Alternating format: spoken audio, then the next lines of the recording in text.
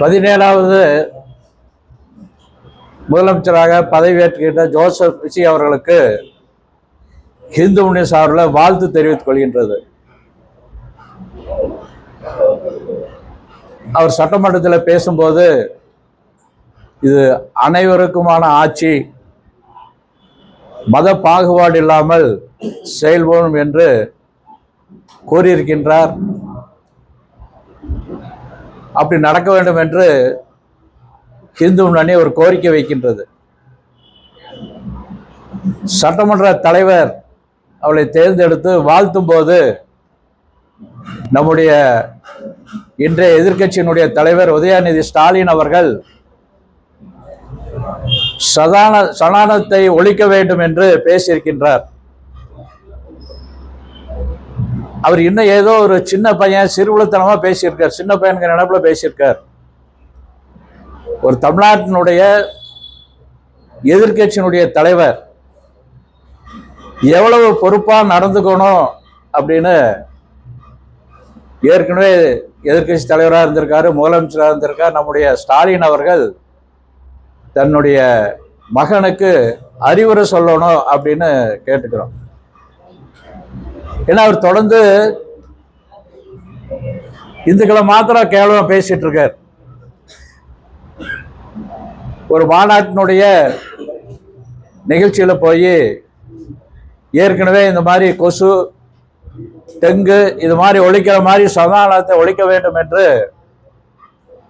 கூறியிருக்கின்றார். அங்க பல்வேறு மாநிலங்கள்ல வழக்கு தொடுத்திருக்காங்க. அவர் இப்ப ஜாமீன்ல தான் இருக்காரு.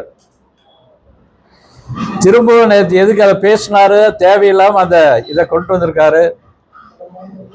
ஏதாவது ஒரு கிறிஸ்தவ மதத்தையோ அதனுடைய பண்பாட்டை பத்தியோ இஸ்லாமை பத்தியோ அதை பத்தி பேசியிருந்தாருன்னா என்ன நடந்திருக்குன்னு அவரே புரிஞ்சுக்கணும். ஏற்கனவே இந்த மாதிரியான தொடர்ந்து பேசினுடைய விளைவா இந்துக்களினுடைய ஓட்டை இழந்திருக்கார். 200 சீட்டு வரும், 210 சீட்டு வரும்னு சொல்லிட்டு இருந்தவங்கள இன்னைக்கு மக்கள் அவரை காணாம பண்ணியிருக்காங்க. தொடர்ந்து இந்த மாதிரி பேசிட்டு இருந்தாருன்னா ஜீரோவில் தான் இருக்கணும், அடுத்த தேர்தலில் ஜீரோவா தான் இருக்கணும். அதனால இதை மாத்திக்கணும் அப்படிங்கிறது இதனுடைய நோக்கம். விஜய் அவர்கள் டாஸ்மாக் கடையை குறைக்கணும், கோயில்கிட்டையும் பள்ளிக்கூடங்கள்லையும் சில கடைகளை எடுத்திருக்கா சொல்லியிருக்காரு. அதை இந்து முன்னணி மனதார வரவேற்கின்றது, பாராட்டுகின்றது. தொடர்ந்து இந்த அரசாங்கமானது அவர்கள் கோரியது போல மதசார்பற்ற நாடு, எல்லா மதத்துக்கும் சரியா நடந்துக்கணும். ஏற்கனவே இருந்த அரசாங்கமானது முழுக்க இந்துக்களுக்கு விரோதமா இருந்திருக்குது. பல்வேறு கோயில்களை 175 கோயிலுக்கு மேல இடிச்சிருக்காங்க. ரம்ஜானுக்கு வாழ்த்து சொல்லுவாங்க, பக்ரீத்துக்கு வாழ்த்து சொல்லுவாங்க, கிறிஸ்துமஸ்க்கு வாழ்த்து சொல்லுவாங்க, விநாயகர் சதுர்த்திக்கு சொல்ல மாட்டாங்க.